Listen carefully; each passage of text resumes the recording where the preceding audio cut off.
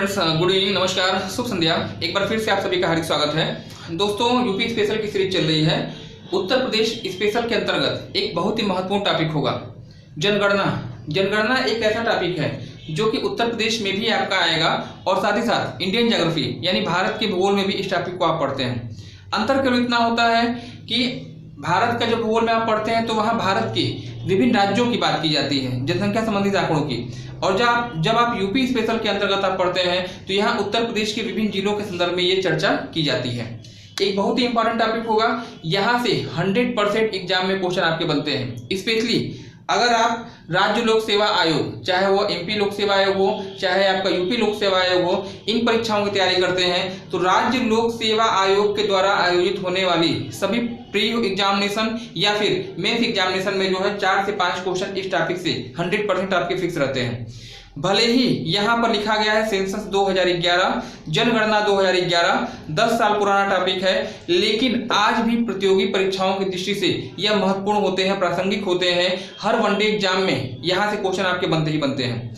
अब आप ये सोचेंगे कि 10 साल पहले का टॉपिक मैं क्यों पढ़ूं, लेकिन ये ध्यान रखिएगा, ये सब ऐसे टॉपिक हैं जब तक आपके पास नए डाटा नहीं आते हैं, नए आंकड़े आपके पास नहीं आ जाते हैं, यह डाटा आपके लिए मोस्ट इंपॉर्टेंट रहता है। इसको आपको इग्नोर नहीं करना है। यदि आप इसको इग्नोर करते हैं तो आपकी परफॉर्मेंस परीक्षा में निश्चित रूप से बिगड़ेगी। जब नया डाटा आपको मिल जाएगा तो आप इस डाटा को इग्नोर कर सकते हैं, लेकिन जब तक नया डाटा आपके पास नहीं आता है तब तक जो है इस पर आपको विश्वास करना होगा। आगे बढ़ने से पहले अगर आप मेरे चैनल पे पहली बार आए हों, किसी भी प्रतियोगी परीक्षाओं की तैयारी कर रहे हैं तो आप चैनल से जुड़ जाइए। चैनल को सब्सक्राइब करके बेल आइकन को प्रेस कर दीजिएगा, नोटिफिकेशन बेल को ऑन कर दीजिए, क्योंकि आपको मालूम है क्योंकि ऐसे ही प्रतियोगी परीक्षाओं की दृष्टि से महत्वपूर्ण कंटेंट मैं आपको प्रोवाइड करता रहता हूँ। छोटा टॉपिक होगा जनगणना, मैं आपको पढ़ाऊंगा और इसमें पहले जो आज की वीडियो में चर्चा होगी जनगणना के इतिहास के बारे में, जनसंख्या का आंकड़ा क्या है वो मैं नेक्स्ट वीडियो में आपको बता दूंगा, लेकिन इस वीडियो में चर्चा होगी भारत में जनगणना का इतिहास कैसा रहा है और भारत में जनगणना का विकास कैसे हुआ है ना। उत्तर प्रदेश स्पेशल के संबंध में 3 वीडियो मैंने आपको प्रोवाइड किए हैं, जो आपको प्लेलिस्ट में आपको मिल जाएंगे। उत्तर प्रदेश विशेष की प्लेलिस्ट मिलेंगे, तीनों वीडियो को प्रॉपर आप देखिएगा, क्योंकि निश्चित रूप से ये वीडियो आपके लिए जो हेल्पफुल होंगे, ये आपके लिए बेहतर परफॉर्मेंस आपको देंगे परीक्षाओं में। यदि आपने यह वीडियो नहीं देखा है तो ऊपर आई बटन में मैं इसका लिंक मैं आपको दे रहा हूँ, इसको आप जरूर देखिएगा, निश्चित रूप से आपके लिए उपयोगी होगा। जनगणना की बात करिए तो जनगणना जो है, भारत में जनगणना का इतिहास बहुत ज्यादा प्राचीन है। जो भारतवर्ष की पहली जनगणना रही थी, है ना, जो भारतवर्ष की पहली जनगणना हुई है वह सन 1872 ईस्वी में भारतवर्ष की पहली जनगणना हुई थी। और उस समय भारत के जो वायसराय थे उनका नाम लॉर्ड मेयो था।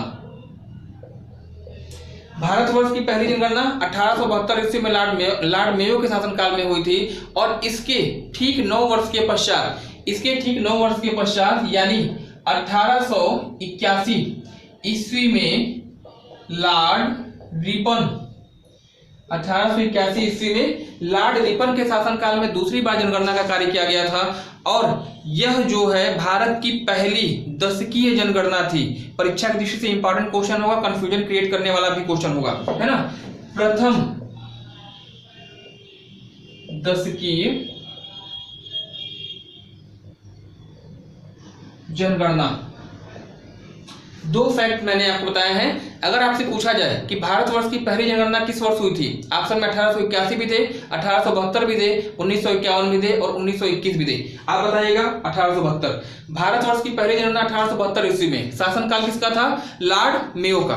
दूसरी चीज, भारतवर्ष की पहली दशकीय जनगणना अगर आपसे पूछी जाती है, ऑप्शन में 1872 भी देता है, 1881 भी देता है, तब आपको कंफ्यूज नहीं होना है। भारतवर्ष की जो पहली जनगणना हुई थी 1872 में, लेकिन पहली दशकीय जनगणना आपकी हुई है 1881 ईस्वी में और उस समय भारत के वायसराय कौन से, भारत में किसका शासन था, तो आप बताइएगा लॉर्ड रिपन का। प्रथम दशकीय जनगणना का मतलब ही आपका हो जाएगा कि 1881 से प्रत्येक 10 वर्ष के अंतराल पर जो है भारत में काउंटिंग का कार्य किया जाता है। लगातार 10 वर्ष के अंतराल पे आपकी काउंटिंग होती है। एग्जाम में ऐसे भी क्वेश्चन पूछा जाता है, ऑप्शन में आपको 4 वर्ष देगा, 5 वर्ष देगा, 10 वर्ष देगा, 20 वर्ष देगा, है ना। 4 अंक आपको दिए जाएंगे ऑप्शन के रूप में और पूछा जाएगा कि भारत की पहली भारत में कितने वर्ष के अंतराल के बाद जनगणना कार्य किया जाता है? भारत में कितने वर्ष के अंतराल के बाद जनगणना कार्य किया जाता है? उत्तर आपका होगा 10 वर्ष। ये तो रही बात स्टार्टिंग की। अगर वर्तमान जनगणना की बात करिएगा, यानी वर्तमान जनगणना का अर्थ है मेरा 2011 से है, 2011 की जनगणना की बात करिए तो आरंभ से अगर आप काउंट करिएगा, यानी 1872 से अगर आप काउंट करते हैं तो इसकी जो काउंटिंग होगी, इसकी जो गणना होगी वह 15वीं है। आरंभ से 15वीं जनगणना है। और अगर स्वतंत्रता के बाद अगर देखा जाए तो ये जो है आरंभ से 7वीं जनगणना होगी। दो चीजें हैं, आरंभ से मतलब 1872 से काउंट करिएगा तो 2011 की जनगणना की जो काउंटिंग होगी वह 15वें नंबर की होगी। और स्वतंत्रता के बाद 1951 से अगर आप काउंट करते हैं, 1951 से काउंट करते हैं तो यह जो है आपका क्या हो जाएगा, 7वीं जनगणना है। दोनों डाटा आपको पूछे जाते हैं, 15वीं जनगणना और 7वीं जनगणना। एक चीज हो गई। इसके बाद जनगणना आयुक्त, तत्कालीन जनगणना आयुक्त का नाम आपसे पूछा जाता है। जनगणना आयुक्त कौन थे? तो इनका नाम आपको बताना होगा डॉक्टर सी चंद्रमौली, है ना। डॉक्टर सी चंद्रमौली को अंडरलाइन कर लीजिएगा, ये आपके लिए इंपॉर्टेंट होंगे। तत्कालीन समय में भारत के पॉपुलेशन रजिस्ट्रार कौन थे, या कह लीजिए जनगणना आयुक्त, है ना। जनगणना आयुक्त कौन है? डॉक्टर सी चंद्रमौली की कुशल दिशा निर्देशन में जो है यह कार्य आपका किया गया था। तो ये भी आपके लिए क्या हो जाएंगे, इंपॉर्टेंट होंगे, है ना। इस सेंसस से, इस जनगणना से जो पूछा जाता है क्वेश्चन टैगलाइन को लेकर, टैगलाइन कहिए, स्लोगन कहिए या नारा कह लीजिए। जनगणना 2011 का स्लोगन क्या था, जनगणना 2011 का नारा क्या था, या जनगणना 2011 की टैगलाइन क्या थी, है ना। तो ध्यान रखिएगा, ये थी हमारी जनगणना, हमारी जनगणना हमारा भविष्य, है ना। ये दो चीज आपको ध्यान रखनी होगी, हमारी जनगणना हमारा भविष्य, ये आपका क्या है, स्लोगन है, या इसी को आप कह सकते हैं अंग्रेजी में आवर सेंसस आवर फ्यूचर। दोनों चीजें आपको ध्यान रखनी होंगी, क्योंकि एग्जाम में आपसे हिंदी में भी देता है, आप मतलब ऐसे भी लिख सकता है हमारी जनगणना हमारा भविष्य, या ऐसे हिंदी में ही अंग्रेजी लैंग्वेज आपको लिख देगी। हम निम्नलिखित में से पूछेगा, निम्नलिखित में से वर्ष 2011 का स्लोगन था आवर सेंसस आवर फ्यूचर। एक ऑप्शन में आपको देगा हिंदी मीडियम में, मतलब अंग्रेजी शब्द ही लिखा जाएगा, आवर सेंसस आवर फ्यूचर लिख देगा, ये चीज आपको नहीं दिया जाएगा। और 3 अन्य कोई टैगलाइन आपको दे दे, पूछता है कि 2011 का स्लोगन क्या था, 2011 की जनगणना का, तो आपको बताना होगा आवर सेंसस आवर फ्यूचर, या हिंदी में कर लीजिए हमारी जनगणना हमारा भविष्य। तो ये चीजें आपकी हो गई। अगर भारत में जनगणना के इतिहास से प्रश्न अगर आपसे बनते हैं, स्पेशली जनगणना आयुक्त का नाम ध्यान रखिएगा, स्लोगन हमेशा याद रखिएगा। 2016 का समीक्षा अधिकारी का पेपर हुआ था, उसमें ये क्वेश्चन आपका पूछा गया था, और विभिन्न लोक सेवा आयोग की परीक्षाओं में यहां से क्वेश्चन आपके बनते ही बनते हैं। ये तो रही इतिहास की बात। आगे चला जाए,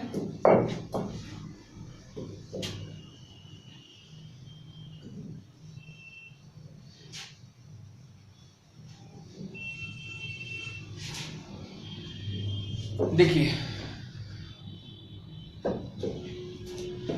3 वर्ष आपको याद रखना होगा यहाँ पे। एक तो आपको याद रखना होगा 1921, एक आपको याद रखना होगा 1931, और एक आपको याद रखना होगा 1951। जनगणना के इतिहास में इन 3 वर्षों का महत्वपूर्ण योगदान है, और हमेशा एग्जाम में यहाँ से क्वेश्चन पूछे जाते हैं, है ना। 1921, 1931 और 1951। 1921 की बात करिएगा, 1921 की बात करिए। 1921 को भारतीय जनगणना के इतिहास में महाविभाजक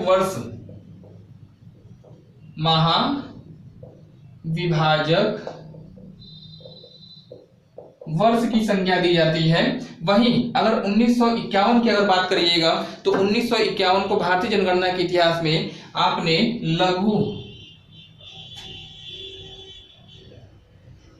विभाजक वर्ष की संज्ञा दी है। 1921, 1951 हमेशा एग्जाम में पूछा जाता है ऊपर वाला। 1921 कई बार पूछा गया है। 1921 में क्या हुआ था? 1921 में हुआ यह था कि जब भारत में काउंटिंग की गई 1921 में, जब 11 में काउंटिंग की गई और 10 वर्ष के बाद 21 में जब काउंटिंग की जाती है तो उस समय पाया जाता है कि भारत में जनसंख्या वृद्धि दर ना होकर क्या होगी, जनसंख्या में कमी आ गई है। सेम कंडीशन आपकी 1951 में भी आई थी। 1941 में जब काउंटिंग की गई, जब 10 साल के बाद 51 में काउंटिंग की जाती है तो उस समय भी आपकी ऋणात्मक जनसंख्या वृद्धि दर दर्ज की गई थी। परिणाम स्वरूप चूंकि 1921 में ज्यादा आपकी हुई थी, इसलिए 1921 को आपने क्या कहा है, महाविभाजक वर्ष कहा है भारतीय जनगणना का, और 1951 को आपने लघु विभाजक कहा है। दोनों चीजें आपसे क्या में पूछी जाती है, लघु विभाजक की अपेक्षा 1921 को ज्यादा पूछा जाता है। 1931 की बात करिएगा, 1931 वह वर्ष है जबकि भारतीय जनगणना में जातिगत जनगणना का शुभारंभ हुआ था। कास्ट वाइज जनगणना, जातिगत जनगणना का शुभारंभ है ना। तो यह 3 वर्ष, एक तो याद रखिएगा जातिगत जनगणना का शुभारंभ हुआ था, और साथ ही साथ एक और याद रखिएगा 1931 वह वर्ष है, 1931 वह वर्ष है जबकि भारत की राजधानी दिल्ली से नई दिल्ली बनाई गई थी, तो 1931। यह 3 वर्ष आपको याद रखना होगा, 1921, 1931 और 1951, जहां से प्रश्न पूछे जाने की संभावना जो है आपकी ज्यादा रहती है। तो ये रहा भारत में जनगणना का इतिहास। भारत में जनगणना का इतिहास रहा। जनसंख्या संबंधित आंकड़ा मैंने आपको नहीं बताया है, जनसंख्या डाटा जो आपसे एग्जाम में पूछा जाता है वो भी हमने आपको नहीं बताया है। हालांकि 2-3 क्वेश्चन 4 क्वेश्चन आपके जनसंख्या इतिहास से भी बन जाते हैं, इसलिए इसको बताना जरूरी था, है ना। छोटा सा वीडियो रहा, उम्मीद है कि आपको पसंद आया होगा।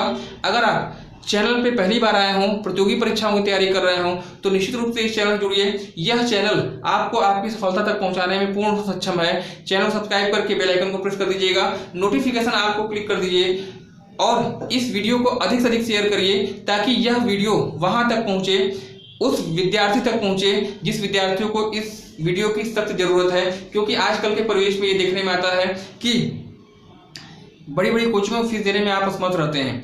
कोचिंगों की फीस देने में हर विद्यार्थी सक्षम नहीं होता है, तो जरूरी है कि यदि किसी व्यक्ति का, किसी विद्यार्थी का भला होता है तो इस वीडियो को अधिक शेयर करने में आप अपना योगदान दे सकते हैं। फिलहाल आज के लिए इतना ही, मिलते हैं अगले क्लास में, जबकि भारत की जनसंख्या आंकड़ा और साथ ही साथ यूपी के जनसंख्या आंकड़ा के बारे में चर्चा की जाएगी। एक बहुत ही इंपॉर्टेंट टॉपिक, इग्नोर मत करिएगा। जल्दी ही आपसे मुलाकात होगी।